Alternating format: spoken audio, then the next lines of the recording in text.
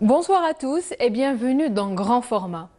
Ce soir, nous parlerons des artisans avec plusieurs portraits de personnes passionnées par leur métier, comme Samir, artisan ferronnier, Assia, créatrice de bijoux, ou encore Fatiha, styliste modéliste.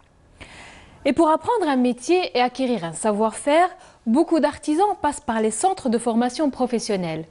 La rentrée 2018-2019, qui a débuté en septembre dernier, avec plus de 478 formations proposées aux apprentis, dont une nouvelle branche, art, culture et patrimoine. Les détails avec Anissa Bouzid. 243 738 stagiaires sont attendus le 23 de ce mois dans les différents centres de formation professionnelle existants sur tout le territoire national. Les inscriptions, je dirais, en mode de formation par apprentissage, les passerelles, les cours du soir, les formations qualifiantes ne s'arrêtent pas.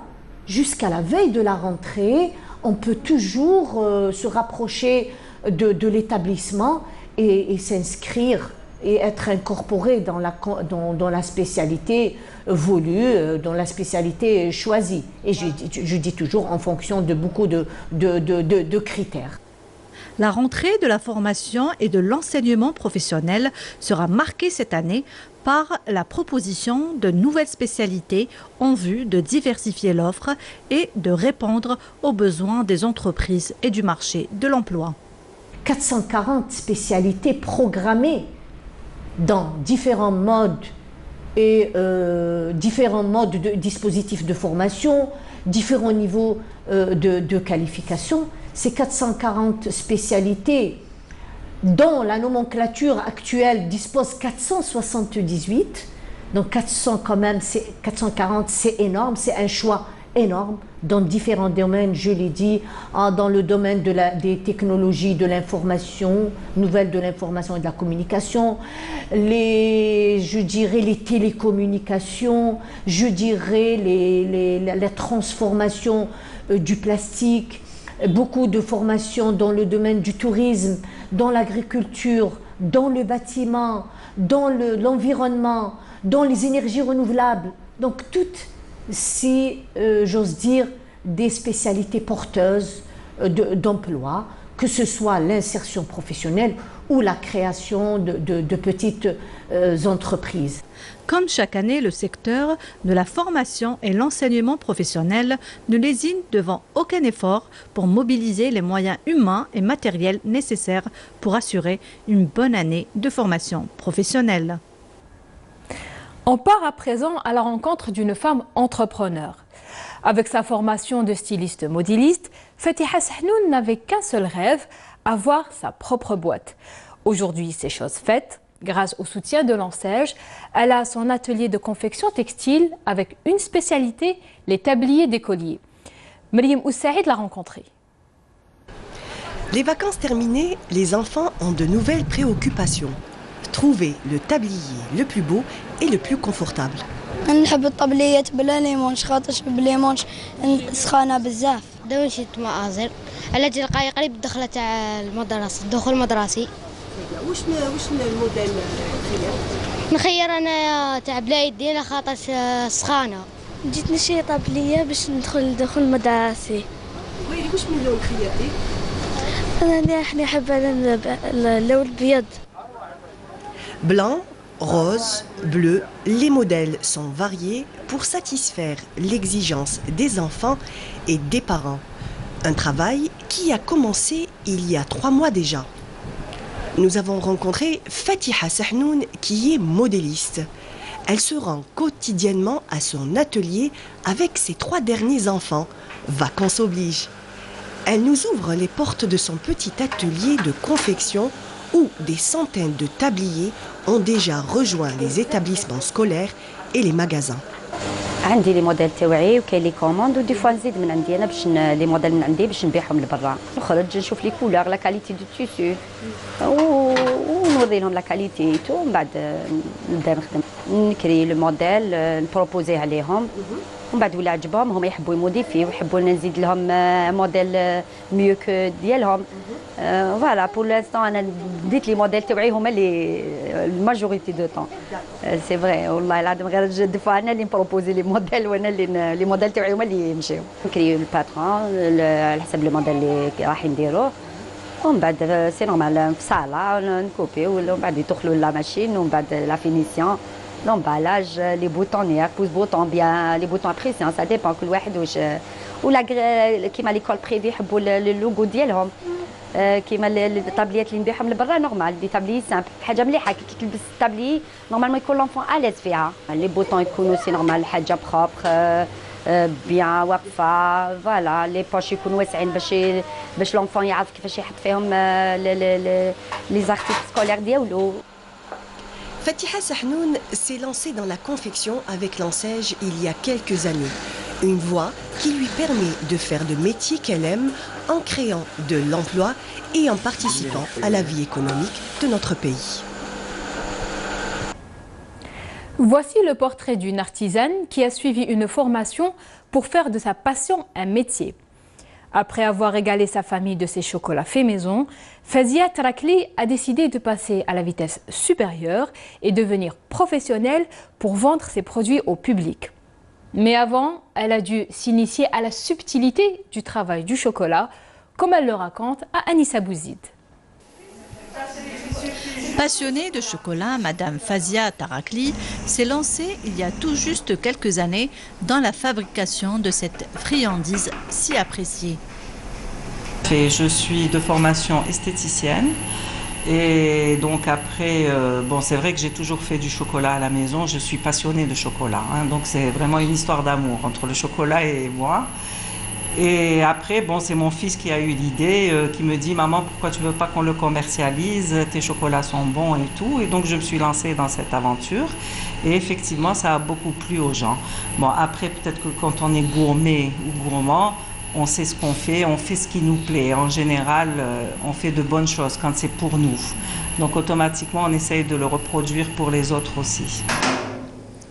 Armée de courage, mais aussi d'un talent certain, l'artisane maîtrise toutes les techniques pour avoir un bon chocolat brillant.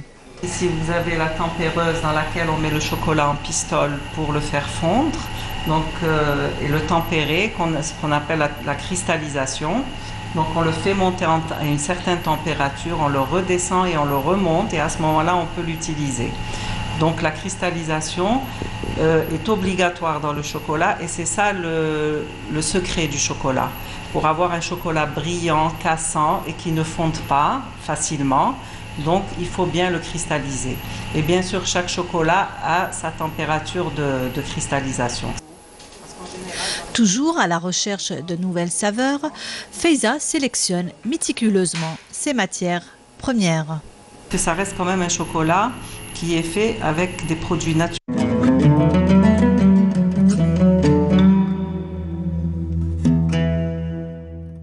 بسم الله الرحمن الرحيم إن الصلاة كانت على المؤمنين كتابا موقوتا صدق الله العظيم.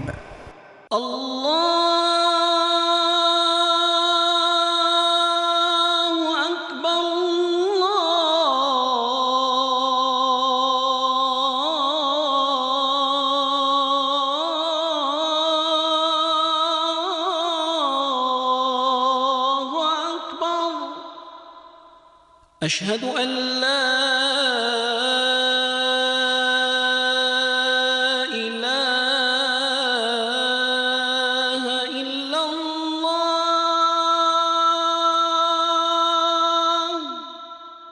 أشهد أن لا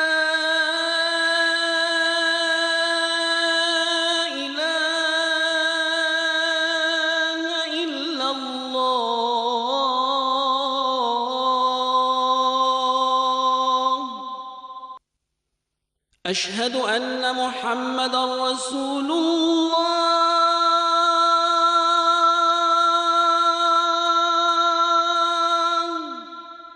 أشهد أن محمدًا رسول الله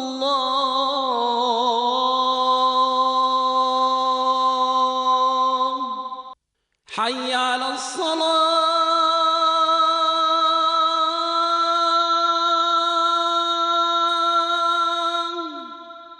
حي على الصلاة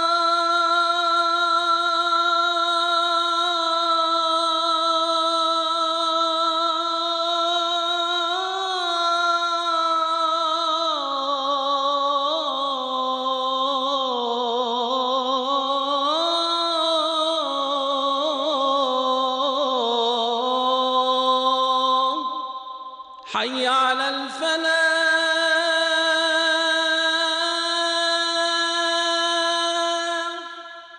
حي على الفلاح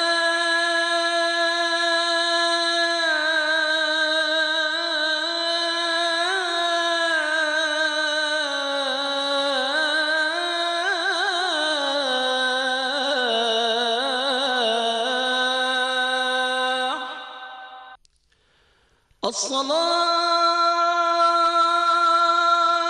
خير من النوم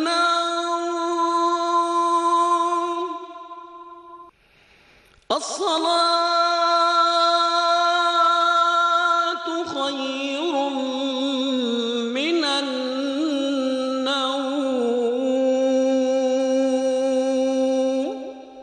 الله أكبر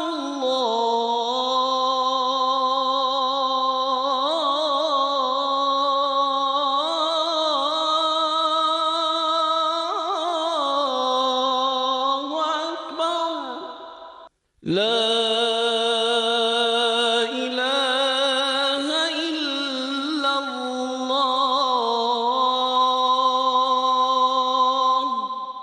اللهم رب هذه الدعوة التامة والصلاة القائمة آت محمدا الوسيلة والفضيلة والدرجة الرفيعة وابعثه اللهم مقاما محمودا الذي وعدته. Il faut le préciser, c'est que je n'utilise pas d'arôme, je n'utilise pas de conservateur, il n'y a que des produits frais et naturels dans mes chocolats. Le chocolat est à 100% pur beurre cacao, donc il n'y a pas de graisse végétale. J'utilise le vrai beurre, la vraie crème fraîche pour faire mes ganaches, donc il n'y a que des produits nobles. Tous ces parfums qui ont envahi notre enfance, qui nous ont habités même, hein, tous ces parfums, toutes ces odeurs et tout ça. Donc, à tout prix, je voulais les mettre dans un bon chocolat, pourquoi pas. Alors, nous avons le cédra qui est trange, nous avons le halhal qui est la lavande sauvage, on fait un bon couscous avec chez nous. Nous avons, j'utilise aussi le jasmin, donc une odeur d'enfance. Le fil aussi, qui est aussi une odeur un souvenir d'enfance. Et après, bon, vous avez tous les classiques qui sont le caramel beurre salé, le praliné, le mocha, et plein d'autres. Hein, là, le citron aussi. Alors, par exemple, le citron, je peux vous dire que c'est un produit bio parce qu'il est de mon jardin. L'artiste artisane mène au son son éveil avec des réalisations plus originales les unes que les autres et mêle le plaisir visuel au plaisir du goût. Voici l'histoire d'un artisan qui a troqué l'or pour le fer. Petit-fils de bijoutier, Samir Hamidouche s'est tourné vers la ferronnerie d'art. Un métier moins délicat que la bijouterie, mais où le sens artistique est tout aussi sollicité pour réaliser des œuvres esthétiques et durables. L'ami Aboud Bouda s'est rendu dans son atelier et nous fait découvrir son travail. Entre la fonderie d'art et Samir Hamidouche, c'est une histoire de passion. La fonderie d'art est le procédé de formage d'œuvres d'art à partir de pièces originales et rares. Deux grands-parents bijoutiers et un père artisan fondeur qui lui ont permis de connaître les ficelles du métier. C'est le métier de mes ancêtres. C'est pour ça que ça m'a inspiré autant que quand j'étais enfant. Quand نجوز les vacances, on راح le camping ou نجي l'atelier. نجي نشوف, ça me passionne. De rien du tout, d'un robinet de rien du tout. On fait des objets d'art. L'une des premières étapes consiste à prendre l'empreinte de l'objet grâce à un moulage au sable. Ensuite, dans un four spécial, on fait fondre à une température précise le métal ou l'alliage choisi, qu'on mettra dans des moules, ce qu'on appelle dans le jargon des fondeurs la coulée. J'ai boulé donc une pièce. On fait le moulage, on fait fondre le cuivre. On coule la pièce, on fait le dégrainage, la finition et le polissage. Et le client est content. En véritable artisan fondeur, Samir Hamitouche est entouré de belles pièces qu'il affectionne. Il fait aussi de la restauration pour des collectionneurs ou des institutions culturelles. Un métier rare et ardu car il demande beaucoup de technicité et de patience, surtout l'été. Un amour de métier qu'il a voulu transmettre à ses deux fils. Métier de mes grands-parents. Mon père aimait ce métier car son père et son grand-père le pratiquaient. C'est ancré dans son sang. Et moi, depuis mon jeune âge, j'ai accompagné mon père malgré un terrible accident de travail qui m'a coûté ma mâchoire et mes 3 dents. J'ai 22 ans, mes copains sont à la plage et dans les piscines. Mais malgré ça, je reste. Quoique c'est terrible de travailler l'été ici. Des poignées et entrées de serrure d'un meuble reproduites dans les moindres détails, mais aussi des heurtoirs de porte, des chandeliers, des lustres et des décors. Tout y est. Un véritable art né au début du 19e siècle et qui continue de nous charmer grâce à la compétence de nos artisans. Chapeau bas, l'artiste. On reste dans le monde de l'artisanat avec le portrait d'une artiste peintre devenue créatrice de bijoux. Assia Boulahbel est une artiste aux multiples facettes. Elle manie la palette de couleurs et la pince pour faire tantôt des toiles et tantôt des bijoux fantaisie. Pour ces deux activités, sa source d'inspiration est la même, sa ville natale, Annaba, comme elle le raconte à Anissa Bouzid. Ayant plus d'une corde à son arc, Assia Boulahbel est à la fois artiste, peintre et artisane. Une vraie passionnée de la culture algérienne, Assia voyage à travers ses souvenirs d'enfance en reproduisant des scènes de vie et des portraits liés à ses origines. Je suis quelqu'un de très passionné, très jeune, j'ai touché un petit peu à plusieurs matériaux, les perles avec ma mère, le bois, le liège. Et je pense que c'est un grain de folie que mes parents ont laissé en moi et qui a mis du temps à germer.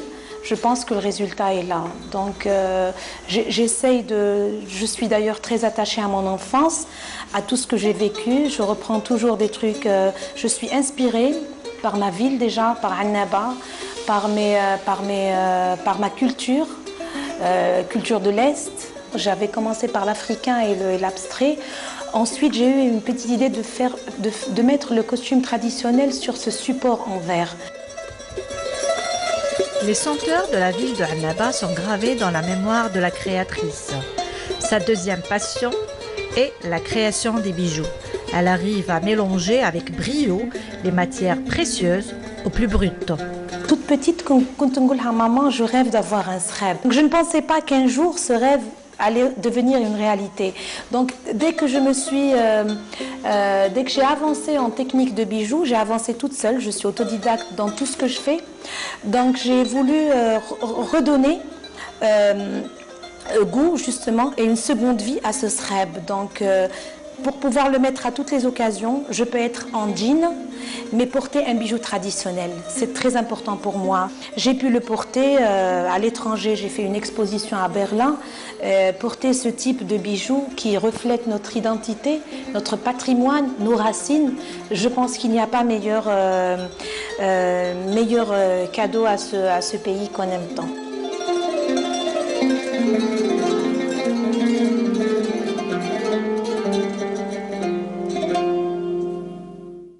Direction Tizi Ouzou au village d'Atrir, un village réputé pour la fabrication de poterie, une tâche qui incombe aux femmes comme Nazahra. Depuis des années, cette femme fabrique des ustensiles de cuisine en argile qu'elle vend aux habitants et aux visiteurs.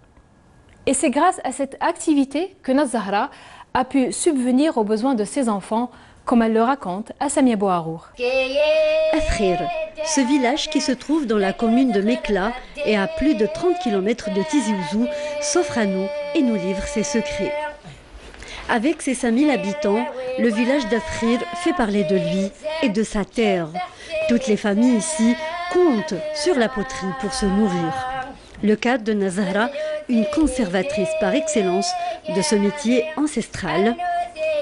Nazahra interprète Ashwiq en travaillant des chants anciens qui expriment tous les états de l'âme de la femme. La femme kabyle exprime sa joie, sa douleur et ses espérances.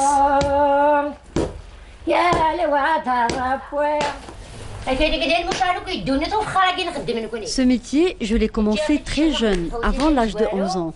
Ce village était très pauvre autrefois et c'est grâce au Cheikh Mohamed El-Hussein, il était le sage de la région, c'est lui qui nous a orientés vers la terre et l'argile en nous disant « faites de la poterie, votre métier ». Et c'est grâce à la poterie que j'ai pu élever mes enfants. Ces ustensiles sont faits de tout ce qui est naturel en se basant sur 4 sortes de terre, tafsa, tashrarth, akel et anfel. On la pétrit à l'ancienne, pas de machine ni produits chimiques ici.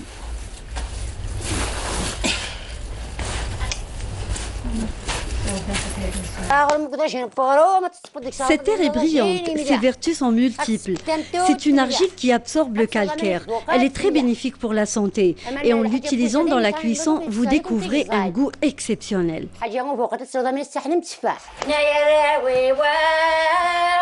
Un savoir-faire exceptionnel, des mains de fée. En un tour de magie, la pièce est déjà façonnée.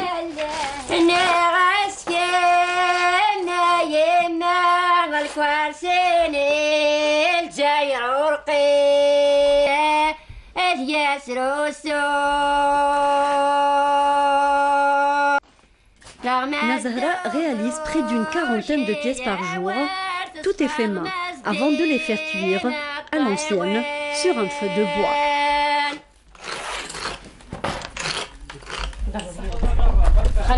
Les femmes d'Afrir se préparent chaque année pour la fête de la poterie organisée chaque été et qui connaît un engouement exceptionnel, surtout de la part des touristes.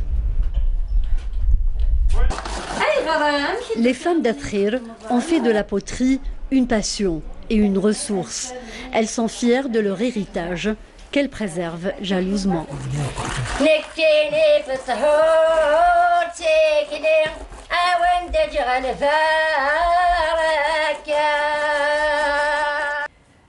Et on termine notre magazine en musique avec un chant ancestral venu d'El Bayed. Il s'agit du Goul, un chant bédouin interprété par les femmes et qui raconte l'histoire des grands hommes de la région, une manière de transmettre l'histoire et les traditions d'une génération à une autre à travers la chanson. Découverte avec Siham Knouch. Un son enchanteur au cœur du Gour, ici à Brézina, au sud de la wilaya d'El Bayed. Nous nous retrouvons sous une tente face à de jeunes filles. Elles perpétuent une tradition ancestrale. Il s'agit du Goul.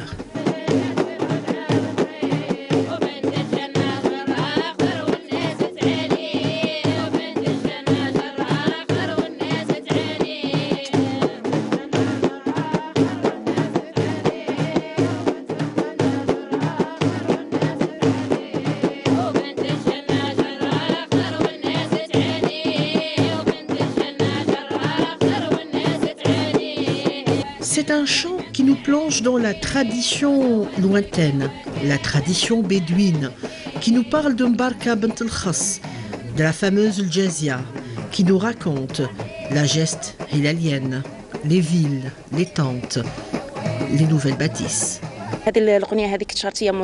Cette chanson raconte l'histoire de notre ville, de Brézina, des gens qui l'ont construit, et puis de ces révolutionnaires des hommes qui ont fait sa gloire.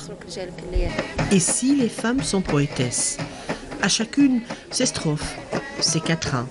Elles se regroupent de temps à autre, telles des muses, et chacune d'entre elles exhibe son art. Grand format, c'est terminé pour ce soir. Merci à vous de nous avoir prêté attention. On vous donne rendez-vous la semaine prochaine, même jour, même heure. Au revoir.